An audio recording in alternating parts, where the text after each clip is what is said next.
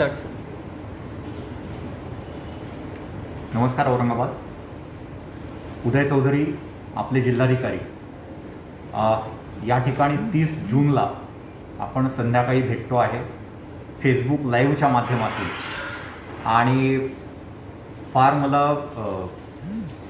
जेव्हा जेव्हा आपल्याशी बोलतो तेव्हा खूप समाधान मिळतं, कारण की थेट आपला जो आहे या ठिकाणी संवाद होत असतो. मी आपल्याला बोलतो आणि त्याचसोबत आपल्याकडून पण जे प्रश्न असतात त्या प्रश्नांना मला असं वाटतं की मी पुरेपूर माझ्या क्षमतेने उत्तर देण्याचा देखील प्रयत्न करत असतो.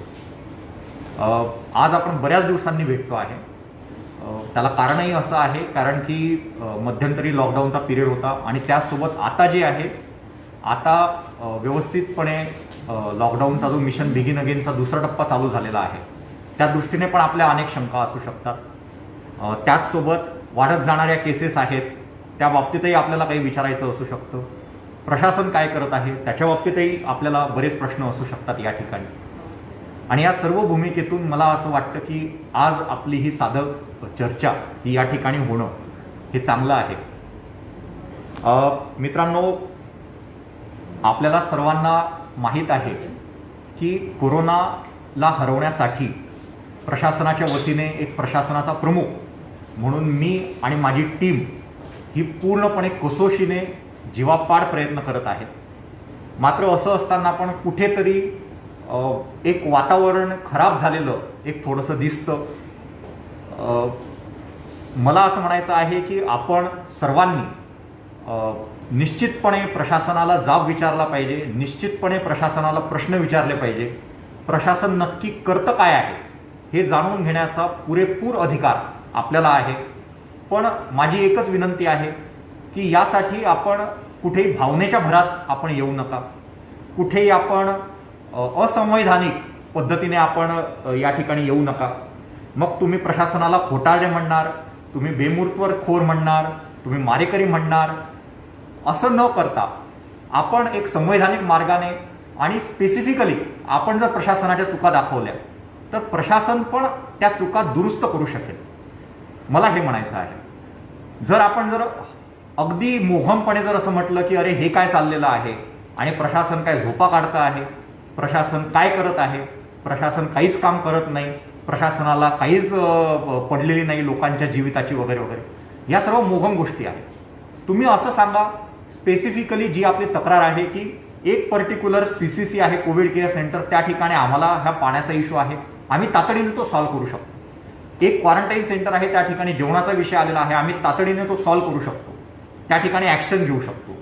पुन्हा इश्यू येत असतील तर कारवाया होऊ शकतात आणि याच्यातूनच आपण सिस्टीम ही इम्प्रूव्ह करू शकतो. आपल्याला जर खरोखर सिस्टीम इम्प्रूव्ह करायची असेल, आपल्याला जर खरोखर काम करायचं असेल तर आपण आमच्या सोबतीने हे काम करणं अपेक्षित आहे.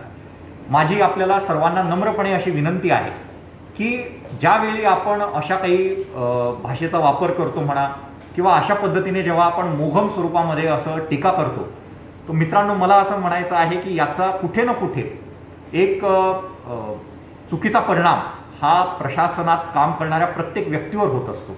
ठीक आहे, मी जिल्हाधिकारी म्हणून मी ह्या काही गोष्टी विसरू शकेल, परंतु प्रत्येकाला जो त्याचा धीर आहे, ज्या धैर्याने आज सगळे आपले लोक काम करत आहेत, त्यांच्यावर याचा कुठे ना कुठे परिणाम होत असतो. मी या ठिकाणी सांगितलं कोरोना योद्ध्यांच्या बाबतीत आपल्याला सर्वांना माहीत असेल, कोरोना योद्ध्यांमध्ये मग तुमचे जिल्हाधिकारी पण आहे, आयुक्त पण आहेत, सर्व आमच्या हाताखालची सर्व यंत्रणा आहे, आरोग्य यंत्रणा आहे, प्रशासन आहे, त्याच्यामध्ये पोलीस प्रशासन आहे, सर्वच आलेले आहे. आणि मग जेव्हा मी फोन करतो जेव्हा असं दिसतं की कोरोना योद्ध्यांचा करू सन्मान आणि त्यांना जे आहे त्यांना चांगल्या पद्धतीने आपण हे करावं, परंतु इथे मात्र दुसरीकडे एकदम खूप जास्त मोहम स्वरूपामध्ये बोलणी खावी लागतात. त्यावेळी कुठे ना कुठे हा विरोधाभास आम्हाला पण वाटतो. माझं हे म्हणणं नाही की तुम्ही चुका दाखवू नका, कृपया करून तसा गैरसमज करून घेऊ नका. माझं फक्त हे म्हणणं आहे की जर आपण स्पेसिफिकली जर या ठिकाणी बोललात तर मी आपल्याला शब्द देतो, पुरेपूर आम्ही आमच्या वतीने आम्हाला स्वतःला सुधारवण्याचा प्रयत्न करू. पण आपल्याला माहीत आहे की जर आपण संपूर्ण वातावरण जर संपूर्ण निगेटिव्ह असेल तर त्याचा कुठे ना कुठे चुकीचा परिणाम हा सर्वत्र होत असतो. आणि माझं एक जिल्हाधिकारी म्हणून सर्वात महत्त्वाचं काम हे आहे की माझ्या संपूर्ण प्रशासकीय यंत्रणेचं जे मोरल आहे ते मोरल अशा कठीण परिस्थितीत टिकवून ठेवणं, त्यांचा धैर्य आणि संयम हा टिकवून ठेवणं. आपल्याला माहीत आहे आपले जिल्हाधिकारी म्हणून माझा स्वभाव, माझा वैयक्तिक स्वभाव, आणि मी अगदी मनमोकळेपणाने आज बोलतो आहे. आपल्यालाही माहीत आहे मी मनमोकळेपणाने नेहमीच आपल्याशी फेसबुक लाईव्हवर बोलत असतो. माझा स्वभाव एक संयमी, किंवा आपण म्हणू शकतात की मला शांतता आवडते. मला जास्त ज्याला आपण म्हणतो प्रसार माध्यमांमध्ये पब्लिसिटी केलेली वैयक्तिकरित्या मला आवडत नाही. जेव्हा फार गरजेचं आहे त्याचवेळी मी फक्त प्रसार माध्यमांमध्ये जात असतो. परंतु मला निश्चित खात्री आहे, आपण तर असा समज करून घेत नाही, परंतु काही लोकांना असं वाटतं की अरे मग प्रसार माध्यमात हे दिसत नाही जिल्हाधिकारी, मग हे निश्चितपणे काय काम करत आहेत. तर कृपया असा समज करून घेऊ नका. कारण की माझा दिवस जो आहे, माझा दिवस सकाळी एक 6:30-7 वाजेपासून सुरू होतो, की ज्यावेळी पहिल्यांदा लाईन लिस्ट येते जिल्ह्याची, आणि तो एक अटॅकचा क्षण असतो की अरे किती पॉझिटिव्ह पेशंट आलेत सकाळी सकाळी, आणि मग ते सर्वांना पाठवणे, सर्वांना सांगणे की कॉन्टॅक्ट ट्रेसिंगला लागा वगैरे वगैरे. मग ऑफिसमध्ये सगळं काम, कुठे टूर असेल, कुठे काही भेटी असतील, त्या सर्व गोष्टी ते थेट रात्रीपर्यंत, कधी कधी रात्री 1 वाजता 1:30 वाजता फोन असतात की पेशंटला इथे शिफ्ट करायचं आहे, या हॉस्पिटलमध्ये शिफ्ट करायचं आहे, पण ते हॉस्पिटल ॲडमिनिस्ट्रेशन दाद देत नाहीये, तुमचं इंटरव्हेन्शन गरजेचं आहे. मला सांगायचं नाही की हे जिल्हाधिकारी म्हणून मी काय खूप मोठी गोष्ट करत आहे. मी ही सर्व्हिस निवडलेली आहे, मी या सर्व्हिसमध्ये आलेलो आहे, मी जिल्हाधिकारी या पदावर आहे, माझी ही कर्तव्य आहे, माझी ही जबाबदारी आहे, आणि या जबाबदारीतूनच मी काम करत आहे. मी काय खूप मोठं काही याच्यामध्ये अचीव करत आहे असं मला या ठिकाणी अजिबात सांगायचं नाही. मला फक्त एकच गोष्ट जाणून द्यायची आहे की ज्यावेळी वैयक्तिकरित्या मी इतकं काम करतो आहे, आणि मला किमान माहीत आहे की माझ्या हाताखालचे लोक याच्यापेक्षा जास्त काम करत आहेत, त्यावेळी मला आपल्या सर्वांकडून एकच फक्त माफक अपेक्षा आहे की आपण आमच्या सोबत या. आमच्या चुका असतील तर आपण स्पष्टपणे त्या निदर्शनास आणून द्या. मात्र कुठेतरी मोघम स्वरूपाची किंवा असंवैधानिक टीका ही कुठेतरी आपल्याकडून थांबली पाहिजे, असं मला या निमित्ताने सर्वांना आवाहन करावं असं वाटतं. आणि त्याचसोबत एक शब्द पण मी या ठिकाणी देतो की कुठल्याही पद्धतीचं जे काय आपण प्रशासनाला लक्षात आणून देणार की इथे आपण चुकत आहे, इथे आपण काहीतरी काम करण्यास कमी पडत आहोत, आम्ही निश्चितपणे ते सुधारण्याचा प्रयत्न करू. पण आपल्याला सर्वांना मी या ठिकाणी हे पण सांगू इच्छितो की जसा कोरोना हा आजार आपल्या सर्वांसाठीच नवा होता, तसाच हा प्रशासनाला पण नवीन आहे. प्रशासन पण या आजाराला कसं टॅकल करावं याबाबत सर्व बाजूंनी विचार करूनच निर्णय घेऊन पुढे जात आहे. मग अशा वेळी असे निर्णय घेताना कुठेतरी पब्लिक पार्टिसिपेशन कमी पडतं, म्हणून काहीतरी गोष्टी होऊ शकत नाही. कुठेतरी आमच्याकडून काही अनावधानाने गोष्टी राहून जातात, मिस होतात, चुका होतात. त्या बाबतीत सुधारणा करून आम्ही पुढे जायला पाहिजे, ते आम्ही पुढे जातो. आणि अशा पद्धतीने सोबत सोबत आपण पुढे गेलो तरच फक्त आपण याला आगामी भविष्य काळामध्ये अधिक सक्षमतेने तोंड देऊ. मला या ठिकाणी एक अजून गोष्ट स्पष्ट करायची आहे. निव्वळ कर्फ्यू लावला, निव्वळ लॉकडाऊन केलं म्हणून काय व्हायरस थांबणार नाही. आणि जर कोणाच्या मनात अशा पद्धतीचे विचार असतील तर माझी विनंती आहे की कृपया असं काढून टाकावं. लॉकडाऊन किंवा कर्फ्यू हे व्हायरस थांबवायचं सोल्युशन नाही. तो एक मार्ग आहे की ज्याच्या अन्वये आपण, आणि हे मी सांगत नाहीये, तर हे जगभरातल्या शास्त्रज्ञांनी अनेक रिसर्च पेपरमधून हे पब्लिश केलेलं आहे. लॉकडाऊन किंवा कर्फ्यू हे जे व्हायरसचं जे स्प्रेडिंग आहे पॉप्युलेशनमध्ये, त्या स्प्रेडिंगचा जो ग्राफ आहे आणि जो पीक येणार आहे, आणि त्या पीकला जे आपली हेल्थ सिस्टीम इनएफेक्टिव्ह ठरेल किंवा कमी पडेल, तो ग्राफ फ्लॅटन करण्यासाठी आपण लॉकडाऊन किंवा कर्फ्यू किंवा सोशल डिस्टन्सिंग आणि या सर्व गोष्टी चा वापर करत असतो. जेणेकरून जर उदाहरणार्थ एखादं एक हायपोथेटिकल गाव आहे की ज्या ठिकाणी 100च बेड अवेलेबल आहे, तर त्या ठिकाणी अचानकपणे जर उद्याच्या दिवशी 150 पेशंट आले तर 50 पेशंट मग जाणार कुठे? अशा परिस्थिती उद्भवू नये म्हणून ही सर्व टप्प्याटप्प्याने आपण लॉकडाऊन म्हणा किंवा कर्फ्यू म्हणा किंवा काही बंधनं म्हणा ही लादत असतो. मात्र याचा अर्थ कोणीही करून घेऊ नये की लॉकडाऊन किंवा कर्फ्यू केला म्हणजे आपण अगदी 0 केसेसवर येणार. मित्रांनो, सायंटिफिकली तरी आज असा कुठलाही पुरावा नाही की पूर्णपणे अशा पद्धतीने केल्यानंतर 0 होईल. मग तुम्ही म्हणणार की साहेब तुम्ही काहीही बोलतात. आपल्याकडेही काही इंडियामध्ये उदाहरणं आहे. न्यूझीलंड सारखा पूर्ण देश आहे की जो म्हणतो की आज आम्ही पूर्ण कोरोनामुक्त झालेलो आहे. मित्रांनो, याच्यामध्ये फक्त कर्फ्यू, मी पुन्हा सांगतो, किंवा लॉकडाऊन हे महत्त्वाचं नाही, तर त्याच्यासोबतच्या ज्या इतर गोष्टी आहेत त्या इतर गोष्टी देखील त्याच्यामध्ये महत्त्वाच्या आहेत. आणि बिलीव्ह मी, आमच्यावर विश्वास ठेवा की आम्ही या सगळ्या गोष्टींचा अभ्यास करूनच हे संपूर्ण निर्णय घेतो आहे.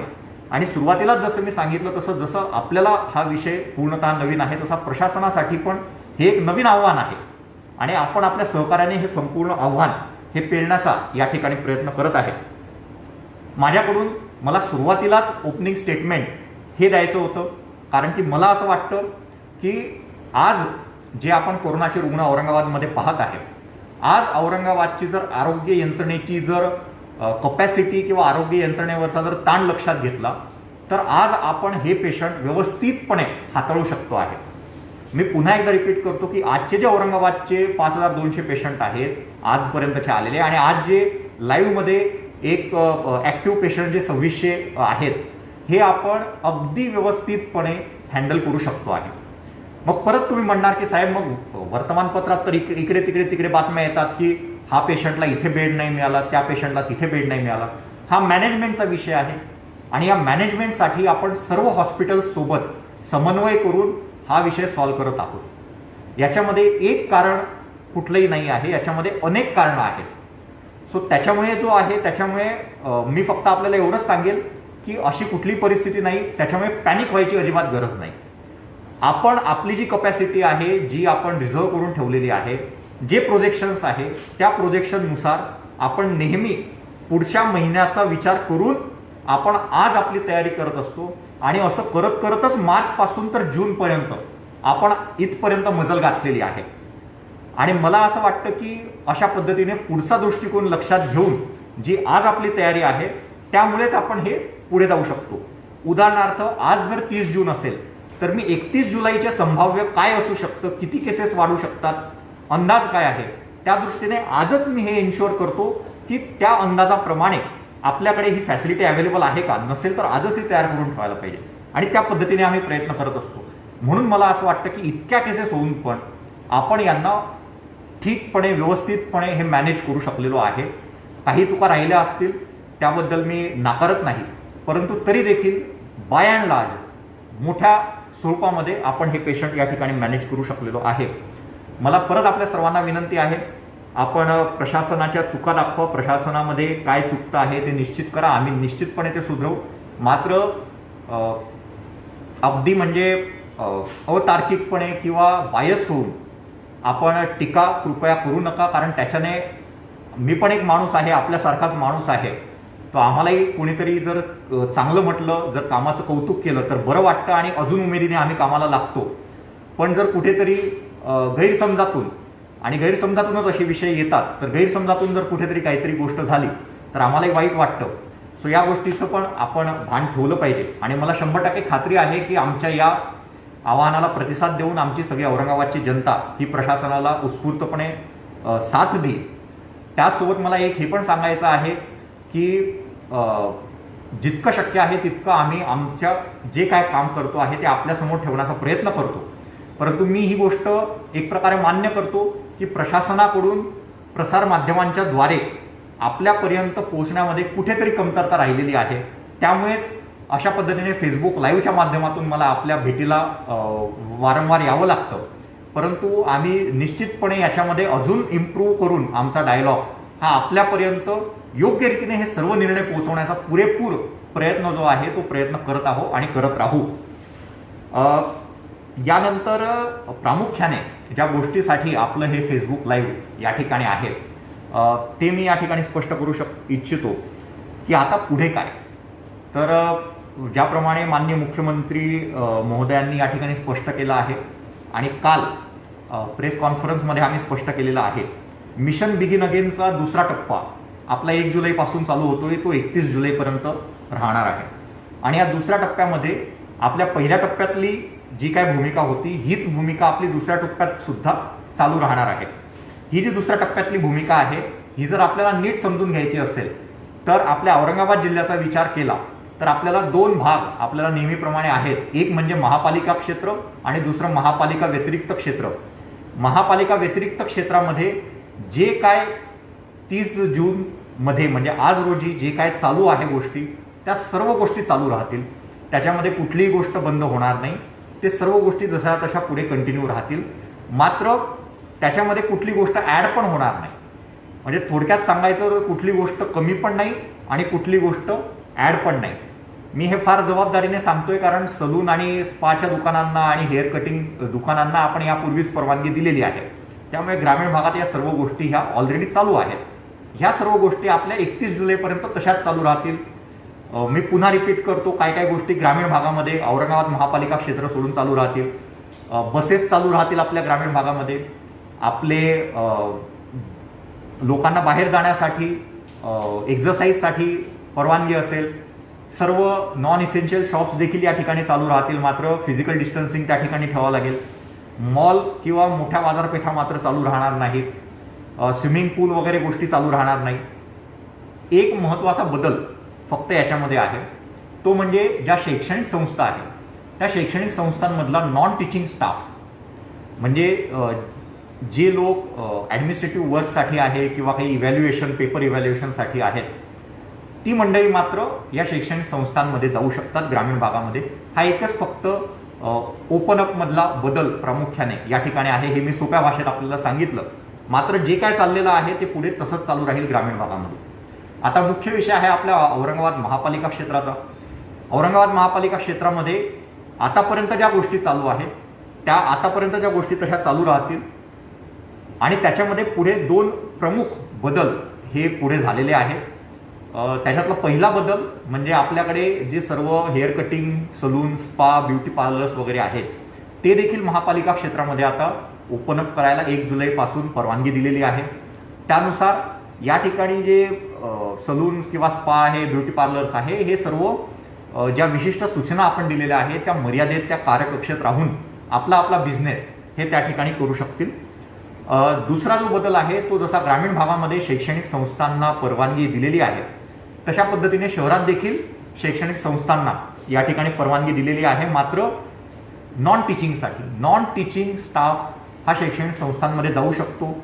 त्याचप्रमाणे ॲडमिनिस्ट्रेटिव्ह स्टाफ, क्लेरिकल स्टाफ हा शैक्षणिक संस्थांमध्ये जाऊ शकतो. त्याचसोबत महापालिका क्षेत्रामध्ये गव्हर्नमेंट ऑफिसेस हे 15% क्षमतेवर हे चालू शकतात. सर्व प्रायव्हेट ऑफिसेस हे 10% क्षमतेवर चालू शकतात. मुवमेंट जी काय आहे, जर आपल्याला बाईकवर जायचं असेल तर एकच रायडर, जर रिक्षाने जायचं असेल तर 1+2 आणि जर कारमध्ये जायचं असेल तर 1+2 अशा पद्धतीने जे आहे अशा पद्धतीने पूर्वीप्रमाणेच हे सर्व नियम लागू राहतील. फक्त एक याच्यामध्ये महत्त्वाचा भाग आहे महापालिका क्षेत्रासाठी की जी वेळ आहे दुकानांची ती 9 ते 5 अशा पद्धतीने दर्शवली गेलेली आहे. मात्र यासाठी स्थानिक परिस्थिती लक्षात घेऊन काय निर्णय घ्यायचा हे तिथले महापालिकेचे वॉर्ड ऑफिसर आणि आपले पोलीसचे PI हे त्या ठिकाणी अशा पद्धतीचा निर्णय घेऊ शकतील. लॉकडाऊन ओपनिंग अपच्या अनुषंगाने मला हे या ठिकाणी सांगायचं होतं. यानंतर आपले प्रश्नांची उत्तर मी देणारच आहे. मध्यंतरीच्या काळामध्ये इथे कोणी नसल्यामुळे मी थोडं आपल्या परवानगीने थोडं मास्क काढून बोलू इच्छितो, जेणेकरून थोडं बोलताना धाप लागणार नाही. लॉकडाऊन किंवा कर्फ्यूच्या अनुषंगाने बरेच प्रश्न होते की सर या ठिकाणी परिस्थिती हाताबाहेर चालली आहे का, प्रशासनाचा कंट्रोल सुटतोय का. मला हे सांगायचं आहे की परिस्थिती हाताबाहेर नाही. अजूनही परिस्थिती पूर्णपणे आपल्या कंट्रोलमध्ये आहे. मात्र काही ठिकाणून रिक्वेस्ट होत होती की साहेब एकदम कडक कर्फ्यू लावा. तर त्याच्यासाठी आपण पूर्ण ह्या परिस्थितीचा अभ्यास केला आणि या परिस्थितीचा अभ्यास करता आपल्याला असं लक्षात आलं की वाळूज या भागात जो की पेरी अर्बन एरिया आहे त्या ठिकाणी आपल्याला कर्फ्यू लावण्याची गरज आहे. कारण की फार झपाट्याने या ठिकाणी केसेस वाढत आहेत. जरी या ठिकाणी झपाट्याने केसेस वाढत असतील तरी पण या ठिकाणी मला एक गोष्ट स्पष्ट करायची आहे, ती म्हणजे वाळूजमध्ये आज 410 केसेस आहेत. मात्र फक्त 2 मृत्यू आहेत. 0.5% हा लोएस्ट मृत्यूदर हा वाळूजमध्ये आपण गाठलेला आहे. वाळूज म्हणजे बजाजनगर. तर असं का शक्य आहे, तर आपलं योग्य नियोजनाअंती जे सर्व्हिलन्स झालं आणि आपल्या सर्व्हिलन्स टीम्सने जे लोक इन्फ्लुएन्झा लाईक इलनेसचे लोक हे शोधून काढले, त्या लोकांना शोधून काढल्यामुळे आपले मॅक्सिमम लोक हे असिम्प्टोमॅटिक किंवा जे सिम्प्टोमॅटिक होणार असे सिम्प्टोमॅटिक लोक आधीच शोधल्यामुळे आपण मृत्यूदर हा रोखू शकलो, कारण त्यांना आपण लवकर शोधून लवकर ट्रीटमेंट आपण त्यांना देऊ शकलो आणि जो काही उशीर होतो तो उशीर आपण त्या ठिकाणी टाळू शकलो. त्याच्यामुळे फक्त 0.5% इतका मृत्यूदर आज बजाजनगरमध्ये आहे. मग आपण साहजिकच विचारणार की मग असं शहरात का नाही? तर मित्रांनो, शहरात देखील आपण अशाच पद्धतीचे पूर्ण प्रयत्न करत आहोत. मात्र प्रत्येक ठिकाणची परिस्थिती ही वेगळी वेगळी असते आणि प्रत्येक ठिकाणची स्ट्रॅटेजी ही वेगळी वेगळी असते. वाळूजमध्ये ज्या पद्धतीचं स्ट्रक्चर आहे त्या स्ट्रक्चरच्या अनुषंगाने त्या ठिकाणी कंट्रोलिंग सर्व्हिलन्स ऍक्टिव्हिटीज या अधिक कार्यक्षमतेने अधिक परिणामकारक होऊ शकतात. त्या दृष्टीने आपण त्या ठिकाणी तशा पद्धतीने केलंय. आणि शेवटी जसं मी सुरुवातीलाच या ठिकाणी स्पष्ट केलं की शहरातल्या अनुभवातून आपण शिकलो आणि ते सर्व आपण जे एक्सपेरिमेंट्स आहेत शहरातले ते सगळे आपण वाळूजमध्ये सुरुवातीपासूनच केले. त्याच्यामुळे बजाजनगरमध्ये आज आपल्याला जरी झपाट्याने केसेस वाढलेल्या असल्या तरी मॅक्सिमम 90-95% पीपल आर असिम्प्टोमॅटिक, त्यांना कुठलेही सिम्पटम नाही आणि मृत्यूदर आपण रोखण्यामध्ये आपल्याला खूप मोठ्या प्रमाणामध्ये या ठिकाणी यश आलेलं आहे. इतकंच नाही तर शहरातले देखील जे मृत्यू आहे ते आपलं सर्व्हिलन्स हळूहळू तेजीमध्ये आल्यामुळे हे शहरातले देखील जे मृत्यू आहे हे हळूहळू आता थोडेफार कमी होताना दिसत आहे. या ठिकाणी जे आहे या ठिकाणी मला कर्फ्यूच्या अनुषंगाने ही गोष्ट स्पष्ट करायची होती की वाळूजमध्ये जनतेने सर्व ग्रामपंचायतींनी या ठिकाणी अशी मागणी केली की आम्हाला या ठिकाणी कर्फ्यू लावायचा आहे, कारण की व्हायरसची साखळी या ठिकाणी ब्रेक करायची आहे. आणि त्याकरता म्हणून आम्ही स्वतः अशा पद्धतीचा कर्फ्यू न लावता प्रशासनाने असा कर्फ्यू जर जाहीर केला तर आम्हाला ते चांगल्या पद्धतीने मदतशीर ठरेल. त्या दृष्टीने 4 जुलैपासून तर 12 जुलैपर्यंत वाळूज महानगरचा परिसर, जो बजाजनगरचा परिसर आहे तो, रांजणगाव शेणकुंजीचा परिसर आहे तो, हा संपूर्ण परिसर जो आहे हा संपूर्ण परिसर हा कर्फ्यूमध्ये असणार आहे. त्यावेळी शहरापासून त्या परिसरात आणि त्या परिसरातून शहरात मुवमेंट पूर्ण बंद असणार आहे. त्या परिसरात आतमधली मुवमेंट पूर्ण बंद असणार आहे. फक्त दूध, मेडिसिन एवढीच फक्त बाब या ठिकाणी चालू असणार आहे. फार मोजक्या स्वरूपात जीवनावश्यक वस्तू, किराणा असेल किंवा इतर भाजीपाला असेल ते या ठिकाणी फार मोजक्या स्वरूपात आपलं हे चालू असणार आहे जीवनावश्यक वस्तू. मात्र हे करताना ज्या अर्थी मी सांगितलं की आज किंवा काल आपण या गोष्टीची घोषणा केली आणि एक 5 दिवसाचा पिरियड आहे, मला आपल्या सर्वांना, वाळूजकरांना म्हणजे बजाजनगर वासियांना आणि आजूबाजूच्या ग्रामपंचायतीतील लोकांना ही विनंती आहे की आपण या 4-5 दिवसामध्ये आपण आपली सर्व खबरदारी घ्या, जेणेकरून पुढचे 8-9 दिवस जे आहे आपल्याला पॅनिकचा किंवा अशा अचानकपणे झालेल्या गोष्टीचा सामना करावा लागणार नाही. म्हणून आपण ही बऱ्यापैकी आधी प्री वॉर्निंग देतोय. आम्हाला पूर्ण खात्री आहे की ह्या 9 दिवसाच्या टोटल कर्फ्यू पिरियडमध्ये आपण निश्चितपणे हे जो अचानकपणे वाढत गेलेला आकडा आहे याला कुठेतरी आपण व्यवस्थितपणे अरेस्ट करू शकू. आपण त्याचसोबत हे पण सांगितलेलं आहे की शहरामध्ये जर कर्फ्यू लावण्याची वेळ आली तर पुढचे 8 ते 10 दिवस आपण याच्यामध्ये शहरातल्या केसेसचा नीट अभ्यास करणार आहे आणि जर कर्फ्यू लावायचा झाला तर 8 ते 10 दिवसांनी त्यामध्ये एकदम योग्य असा निर्णय आमच्याकडून घेतला जाईल, जेणेकरून बऱ्यापैकी 8 ते 10 दिवसाची प्री वॉर्निंग ही आपल्याला या ठिकाणी मिळालेली आहे.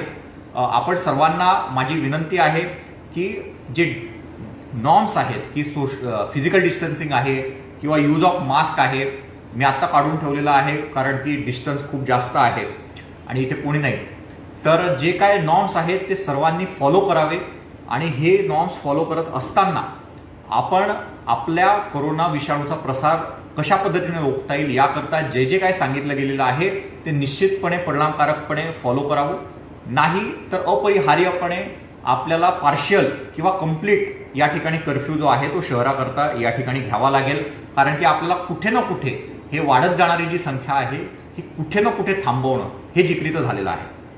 मित्रांनो, हे सगळं माझ्याकडून सांगून झालं, परंतु तरी पण मी शेवटी एकच गोष्ट अधोरेखित करतो की जो अनुभव आहे सर्वत्र, एकट्या कर्फ्यूने 10 दिवसाच्या किंवा 15 दिवसाच्या हा व्हायरस थांबणार नाही.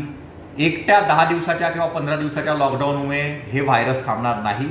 फक्त आपण हे का करत आहोत किंवा जर करायची गरज पडली तर का करावं लागेल, तर आपली असं जर कुठेतरी लक्षात आलं की परिस्थिती हाताबाहेर चालली आहे की काय, आपल्या सिस्टीमवर इतका ताण येतोय का की ही सिस्टीम आता पेशंट बेअर करू शकणार नाही, तरच फक्त अशा पद्धतीचा कर्फ्यू किंवा लॉकडाऊन जो आहे त्याची गरज पडेल, जेणेकरून फ्युचर प्रूफ असा आपल्याला या ठिकाणी सिस्टीम जी आहे ही डेव्हलप करता येईल या ठिकाणी.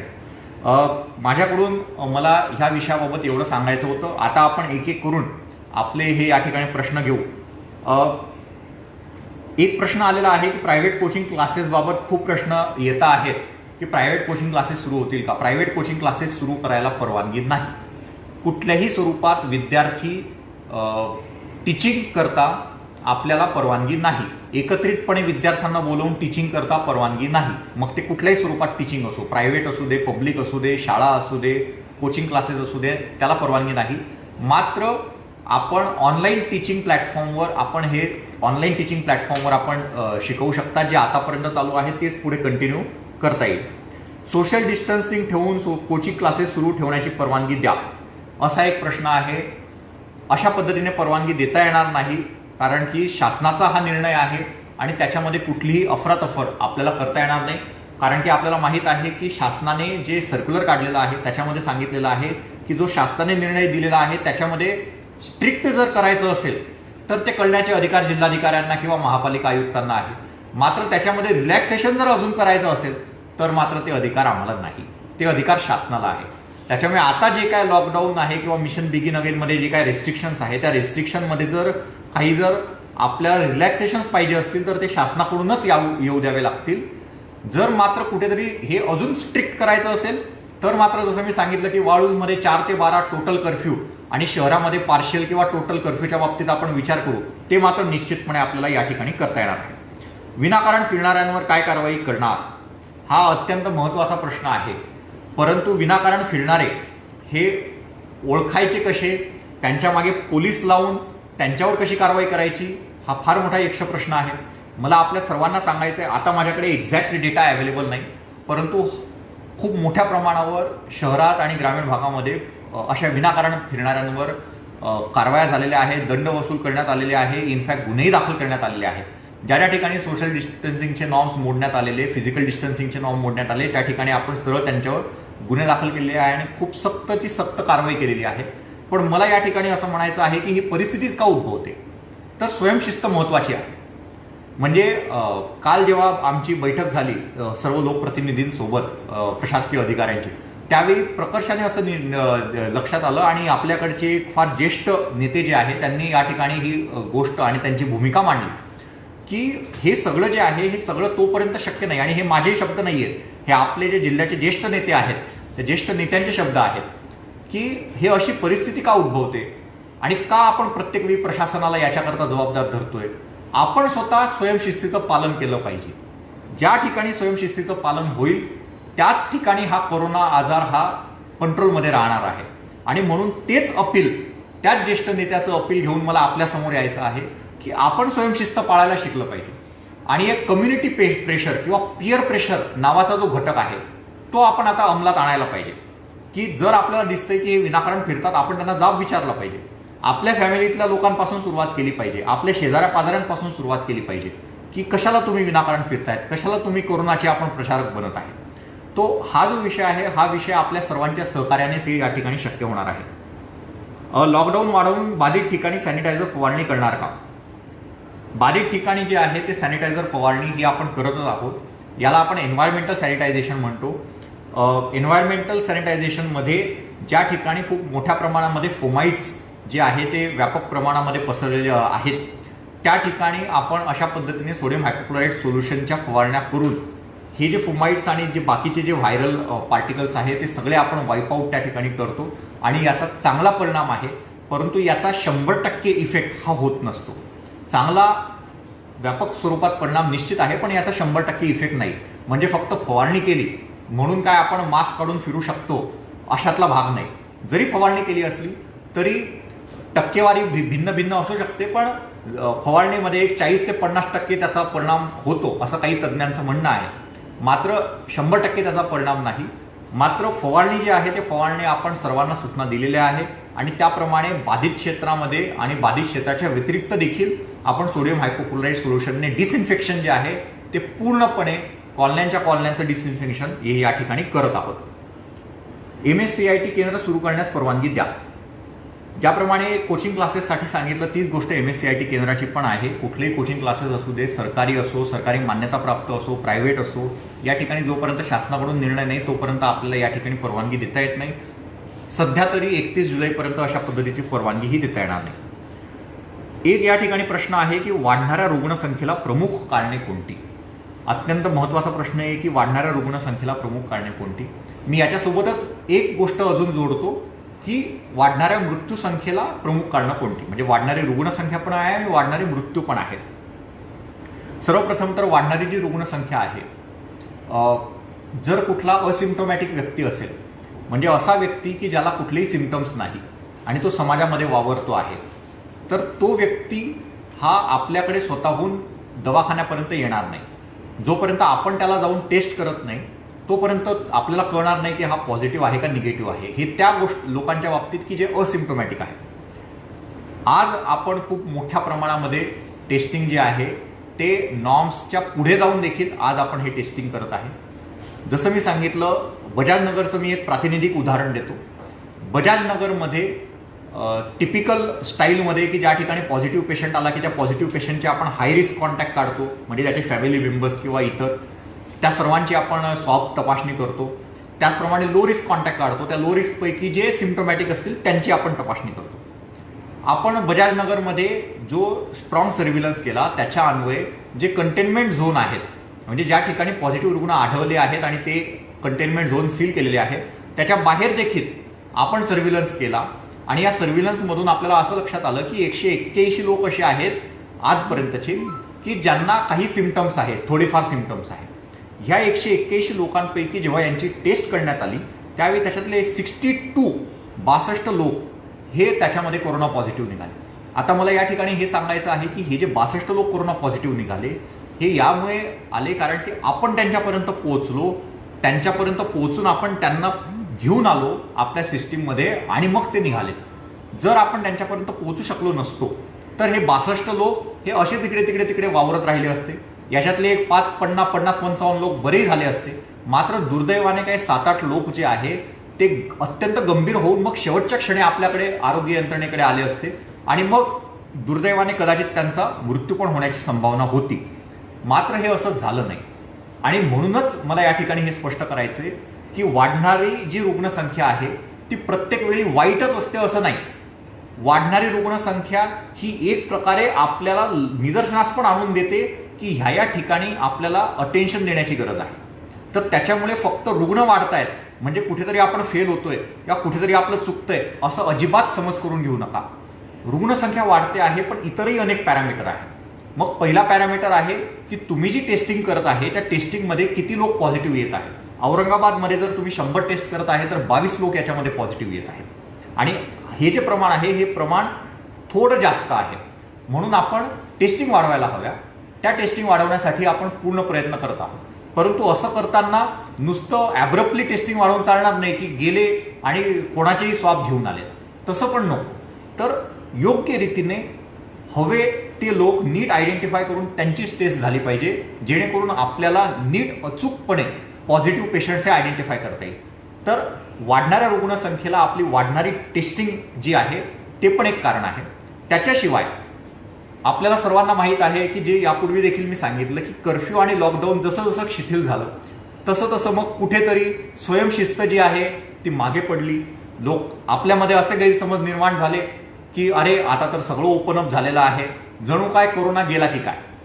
तर ह्या भावनेतून जे काय इकडे तिकडे सगळीकडे फिरणं चालू झालं त्याच्यामुळे निश्चितपणे जी रुग्णसंख्या जी आहे ती काही प्रमाणामध्ये वाढलेली आहे.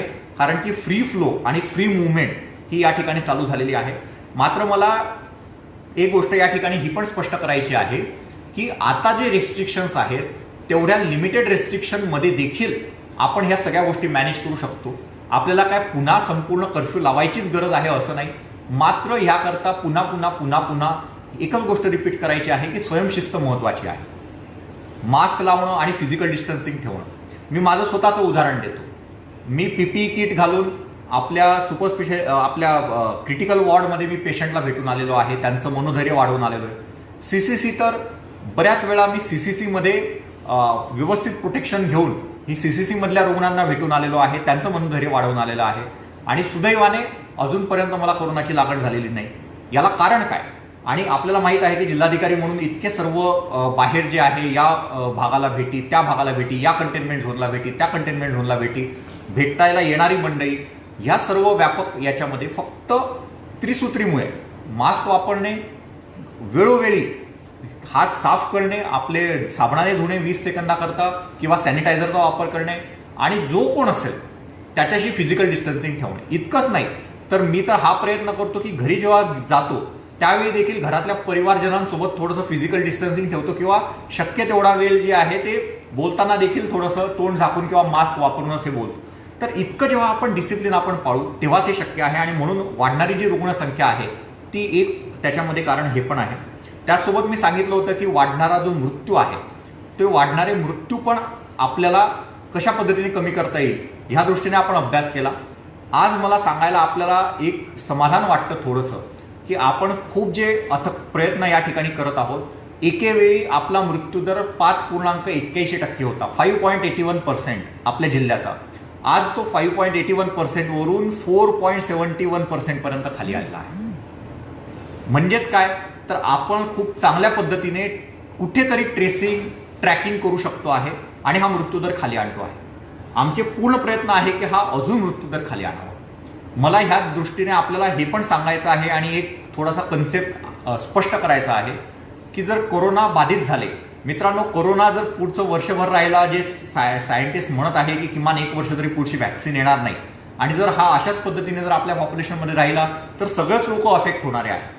मध्यंतरी एक व्हॉट्सअप मेसेज फिरत होता, जे आपल्याकडचे जे एक तज्ज्ञ आहेत त्यांनी त्यांचे विचार मांडले होते, जे आपल्याकडचे तज्ज्ञ डॉक्टर आहेत औरंगाबादचे. त्यांनी म्हटलं होतं की हे पुढच्या 2 ते 3 महिन्यामध्ये हे सर्वांना याची कुठे ना कुठे लागण होणार आहे. पण हे सर्व आपले यत्र तत्र आपले विचार आहेत, आपली मांडणी आहे. पण जर असं जर होणार असेल तर 90 ते 95% लोक असे आहेत की जे स्वतःच्या इम्युनिटीने हे ह्या कोरोना व्हायरसला हरवणार आहेत, ज्यांना काहीच होणार नाही आहे. मग आपण उगीच कशाला घाबरून जायची गरज आहे किंवा का आपण पॅनिक व्हायची गरज आहे?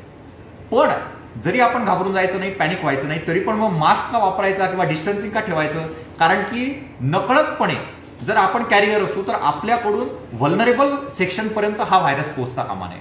म्हणून आपण ह्या सगळ्या गोष्टींचं पालन करायचं आहे. माझी इम्युनिटी स्ट्रॉंग असेल, परंतु माझ्यामुळे जर दुसऱ्याला जर हा पोहोचत असेल आणि जर त्याची इम्युनिटी स्ट्रॉंग नसेल तर काय? म्हणून आपल्याला ही बंधनं ही पाळायची आहे. आणि आपला पण असा अनुभव आहे, 90% 95% पेशंट्स जे आहे ते असिम्प्टोमॅटिक असतात, ते त्यांच्या इम्युनिटीने स्ट्रॉंग होतात. आणि म्हणून मग आपण आयुर्वेदिक काढा असेल की जे वेळोवेळी आयुष मंत्रालयाने पब्लिश केलेलं आहे, काही होमिओपॅथीच्या औषधी या ठिकाणी दिल्या जातात, कॅम्फर बी आहे किंवा आपलं आर्सेनिक अल्बमच्या गोळ्या आहेत की जे होमिओपॅथिकली रिकमेंड केलेले आहेत, किंवा इम्युनिटी बूस्टर म्हणून आपले व्हिटॅमिन सी किंवा व्हिटॅमिन डी वाढवण्यासाठीचे काही भोजन आहे. योग्यपणे आहार, योग्यपणे झोप, योग्यपणे व्यायाम, या सगळ्यांचा जर आपण जीवनशैलीत वापर केला तर आपली इम्युनिटी निश्चितपणे राहणार आणि आपण निश्चितपणे या व्हायरसला हरवू शकणार. तर निश्चितपणे आणि असं राहिलं तर ऑटोमॅटिकली आपला मृत्यूदर हा खाली राहणार आहे. शेवटी या प्रश्नाचा मी शेवट करतो की म्हणजे पुन्हा पुन्हा जे बोललं जातं आणि आज इतक्या 5-6 महिन्यानंतर जे काही जगाच्या लक्षात येतं आहे ते असं आहे की वाढणारी रुग्णसंख्या ही प्रमुख कारण नसून मृत्यू रोखणं हे आपल्या समोरचं प्रमुख आव्हान आहे. त्याच्यामुळे आता प्रशासन दोन्ही बाजूने जरी प्रयत्न करत असले मृत्यू रोखणं आणि वाढणारी संख्या रोखणं, तरी प्रामुख्याने आपले जे प्रयत्न आहे ते संपूर्णपणे मृत्यू रोखण्याकडे आहे. कारण आपण जर लोकांना व्हायरसचा प्रादुर्भाव झाला आणि त्याच्यामुळे जर ते आजारी पडले आणि जर त्यांना बरे करू शकलो तर आपली एक प्रकारे ती अचिव्हमेंट राहील. मात्र मृत्यू जर आपण थांबवू नाही शकलो तर मात्र आपल्याला कोणी माफ करणार नाही. सो त्याच्यामुळे ही गोष्ट या ठिकाणी मला स्पष्ट करायची होती. या ठिकाणी एक प्रश्न आलेला आहे, बजाजनगर वाळूजमध्ये नियोजन कसे केले आहे, मालेगाव पॅटर्न राबवावा. मी बजाजनगर आणि वाळूजच्या नियोजनाबाबत मी या ठिकाणी बोललो स्पष्टपणे. मालेगाव पॅटर्न राबवावा. मित्रांनो, मला या ठिकाणी माहिती आम्ही बऱ्यापैकी घेतलेली आहे मालेगावच्या बाबतीत, परंतु बऱ्याच अशा गोष्टी असतात की ज्या स्पष्ट होत नसतात किंवा जे समोर दिसतं प्रत्यक्षात तशी वस्तुस्थिती नसते. सो त्याच्यामुळे असा कुठला पॅटर्न वगैरे नाही आहे, कारण की there is no one fit or solution for corona virus. म्हणजे एकच साईजचा शर्ट सर्वांना फिट बसेल असं काही नाही आहे. त्याप्रमाणेच कोरोनामध्ये औरंगाबाद वेगळं आहे, मालेगाव वेगळं आहे, नाशिक वेगळं आहे, मुंबई वेगळं आहे, नागपूर वेगळं आहे. प्रत्येकाची वेगवेगळी समस्या, प्रत्येकाची वेगवेगळी गोष्टी आहे. आपण सर्वांकडून शिकतो आहे आणि प्रत्येकाकडून, मालेगावमधून आपण थोड्या गोष्टी घेतल्या, पुण्याकडून थोड्या गोष्टी घेतल्या, नागपूरकडून थोड्या गोष्टी घेतल्या, मुंबईमधून थोड्या गोष्टी घेतल्या आणि मग आपल्याला काय लागू होईल याचा साधक बाधक विचार करून आपण ते लागू करतो आहे. असं एक कुठला तरी विषय आपण सगळीकडे नाही लावू शकत या ठिकाणी. परंतु आपल्यालाच हे आता लक्षात आलेलं आहे की अरे आपल्याकडे बजाजनगरमध्ये जे आहे हे अशा पद्धतीचं आपण व्यवस्थितपणे काम करून समोर आलेलं आहे. सो त्याच्यामुळे आता आपण हीच गोष्ट प्रामुख्याने धडाडीने पुढे घेऊन जातो आहे की जेणेकरून आपल्या केसेस जरी वाढल्या तरी पण आपण मृत्यूदर जो आहे तो खूप चांगल्या पद्धतीने हा आटोक्यात राखू शकू आणि तेच आपलं यश असणार आहे. या ठिकाणी एक सजेशन आलेलं आहे की मोफत तांदूळापेक्षा गहू द्यावा. निश्चितपणे हे जे मोफत तांदूळापेक्षा गहू द्यावा हे जे सजेशन आहे हे आम्ही शासनाकडे मांडू आणि जर गव्हाची जर जास्त रिक्वायरमेंट असेल तांदळापेक्षा तर आपण त्याचा निश्चितपणे विचार करू. महा ई सेवा केंद्र कधी सुरू करणार? प्रत्येक फेसबुक लाईव्हमध्ये मला हा प्रश्न विचारला जातो आहे, महा ई सेवा केंद्र कधी सुरू करणार? आणि मी प्रत्येक वेळी माझं उत्तर तेच आहे की शासनाकडून असे स्पष्ट निर्देश नाही आहेत. मात्र आता 1 जुलैपासून जे आहे ते ग्रामीण भागामध्ये महा ई सेवा केंद्र सुरू करायला आपण या ठिकाणी परवानगी देऊ शकतो, कारण की बऱ्याच प्रमाणामध्ये जे आहे ते लोकांची कामं हे महा ई सेवा केंद्रातून होत असतात. खाजगी दवाखान्यात जास्त बिल लावतात, काही कारवाई होणार का? मला या ठिकाणी स्पष्ट करायचं आहे की खाजगी दवाखान्यात जे बिल लावलं जातं तर ते बिल हे योग्य प्रमाणात लावलं जावं याकरता शासनानेच निर्देश दिलेले, जे आपण सर्व खाजगी दवाखान्यांना लक्षात आणून दिलेले आहे. प्रशासनामार्फत काय करण्यात आलेलं आहे तर प्रशासनामार्फत प्रत्येक खाजगी रुग्णालयामध्ये, मोठ्या रुग्णालयांमध्ये अर्थातच आपला एक हेल्प डेस्क त्या ठिकाणी ठेवण्यात आलेला आहे, जिथे एक जबाबदार अधिकाऱ्याची नियुक्ती या हेल्प डेस्कवर केलेली आहे. यापूर्वी देखील आपण या ठिकाणी मागच्या फेसबुक लाईव्हमध्ये आपण एक ईमेल ID या ठिकाणी दिलेला आहे. त्या ठिकाणी जर अशी कुठली जर तक्रार असेल तर आपण त्या ईमेलवर आपण ही तक्रार त्या ठिकाणी मांडू शकतात. आणि त्याच्याशिवाय देखील वर्तमानपत्रात आलेल्या प्रत्येक बातमीचा कॉग्निझन्स हा आमची टीम घेत असते. म्हणजे माझ्याकडे दररोज जी काही कात्रणं येतात आमच्या माहिती अधिकाऱ्यांकडून पेपरची, त्या सर्व कात्रणांचा आम्ही अभ्यास करून सर्वांना कामाला लावतो. 1 तासभर आमचं हेच चालतं. सो त्याच्यामुळे ह्या प्रत्येक गोष्टीचा कॉग्निझन्स आपण घेतो, प्रत्येकाची तपासणी करतो आणि अशा पद्धतीने जर निदर्शनास आलं तर निश्चितपणे याचा रिफंड देखील करण्यात येईल. मात्र मला या ठिकाणी हे स्पष्ट करायचं आहे की मागच्या फेसबुक लाईव्हला देखील आम्ही या ठिकाणी ईमेल ID दिलेला आहे. प्रत्येक हॉस्पिटलमध्ये आपण फ्लेक्स बॅनर लावलेला आहे, त्याच्यावर हा ईमेल ID फ्लॅश केलेला आहे. आणि ईमेल असल्यामुळे आपल्याला आपल्याला फक्त त्या ठिकाणी तक्रार करताना नाव, मोबाईल नंबर वगैरे फक्त त्या ठिकाणी द्यायचं आहे, आम्ही तुम्हाला कॉन्टॅक्ट करू. असं असून देखील हे या ठिकाणी जे आहे, हे या ठिकाणी तक्रारी ज्या आहे या तक्रारी अगदी नगण्य स्वरूपाच्या या ठिकाणी आलेल्या आहेत. मला असं वाटलं होतं की हे लोकांपर्यंत पोहोचलं नाही का, म्हणून मी प्रत्येक ठिकाणी जाऊन खात्री केली. तर हे पोहोचलेलं आहे लोकांपर्यंत. त्या ठिकाणी धडधडीत आहे की तुमची जर तक्रार असेल तर ABDCOLL हॉस्पिटल ग्रीव्हान्सेस @gmail.com. आणि आज परत माझ्या फेसबुक लाईव्ह नंतर परत या ठिकाणी हा ईमेल ID टाकणार आहे, याच्यावर आपण हे करा. निश्चितपणे आपण त्या ठिकाणी कारवाई करू. परंतु तरी पण याचं नगण्य स्वरूप आहे, म्हणून मला सर्वांना विनंती आहे की आपण नुसतं असं बोलल्याने काही होणार नाही. आपल्याला कुठे ना कुठे तक्रार तर करावी लागणार, किंवा त्याच्याशिवाय आम्हाला लक्षात कसं येणार की नक्की काय विषय आहे, किंवा कुठेतरी मग प्रसारमाध्यमातून मग कुठेतरी लक्षात येईल. तर मला सर्वांना विनंती आहे, जर कोणी सफरर असेल तर निश्चितपणे हा जो ईमेल ID या ठिकाणी दिलेला आहे, ह्या ईमेल IDला आपण तक्रार करा. 100% मी खात्री देतो की आम्ही त्या तक्रारीला सॉल्व्ह करण्याचा पुरेपूर प्रयत्न आमच्याकडून करू. यापूर्वी देखील असं झालेलं आहे की हॉस्पिटल्सने घेतलेले जादाचे पैसे रिइम्बर्स करण्यात आलेले आहेत. तशा पद्धतीचं आपण निश्चितपणे या ठिकाणी कारवाई करू. या ठिकाणी मला असं वाटतं की बऱ्यापैकी जे आहे ते प्रश्नांना या ठिकाणी मी उत्तर दिलेली आहे. इतरही आपली प्रश्न असतील, इतरही प्रश्न आपले येत असतील. मात्र दरवेळी जे आपण एक 40-45 मिनिट ह्या माध्यमातून बोलत असतो, आज एक भावनिक स्तरावर मी आपल्याशी बोललो, कारण की मला असं अपेक्षित आहे की कोरोनाला हरवणं हे एक युद्ध आहे आणि या युद्धामध्ये जर आपल्याला जिंकायचं असेल तर आपल्याला सर्वांना एकजुटीने एक दिलाने काम करायला पाहिजे. मग त्याच्यामध्ये शासन असेल, प्रशासन असेल, सर्व आमचे लोकप्रतिनिधी असतील, आमची प्रसारमाध्यमं असतील, आमची जनता असेल, आमचे डॉक्टर्स असतील, प्रायव्हेट सरकारी सर्व मंडळी असेल, या सर्वांनी एक होऊन ह्या लढ्याला लढायचं आहे. मी पुन्हा एक गोष्ट अधोरेखित करतो, आमच्या चुका आम्हाला निश्चितपणे दाखवून द्या, आम्ही त्या निश्चितपणे सुधारवण्याचा या ठिकाणी प्रयत्न करू. आपल्याला फेसबुकसारखं माध्यम आहे, माझे नंबर आहे, मला आपण कॉन्टॅक्ट करू शकतात. फेसबुकसारख्या माध्यमातून या ठिकाणी आपण आपले कमेंट देऊ शकतात, आपण काहीतरी गोष्ट या ठिकाणी लक्षात आणून देऊ शकतात. प्रसारमाध्यमांमधल्या वृत्तांची तर दखल आम्ही घेतच असतो.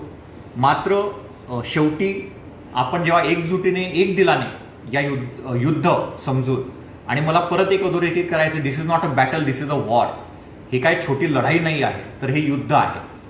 थोडक्यात आपण 10 दिवसाचा कर्फ्यू लावला म्हणून काय सगळं संपलं आणि यशस्वी झालो असं नाही. 15 दिवसाचा कर्फ्यू लावला म्हणून काय संपलं, यशस्वी झालो असं नाही. कारण शेवटी कर्फ्यू लावा हे सांगणं सोपं असतं, परंतु त्याच्यासोबत ज्या काही गोष्टी आहेत ते संपूर्ण मॅनेजमेंट करणं हे प्रशासनाची कसोटी बघणारा हा काळ असतो. त्याच्यामुळे ही अगदी सोपी गोष्ट नाही. तर ही बॅटल आपण कधी जिंकू कधी हरू, मात्र शेवटी आपल्याला वॉर जिंकायचं आहे, आपल्याला युद्ध जिंकायचं आहे. आपण सोबत एक दिलाने एकजुटीने सोबत राहून हे संपूर्ण कोरोनाला हरवण्याचं काम निश्चितपणे करू. धन्यवाद.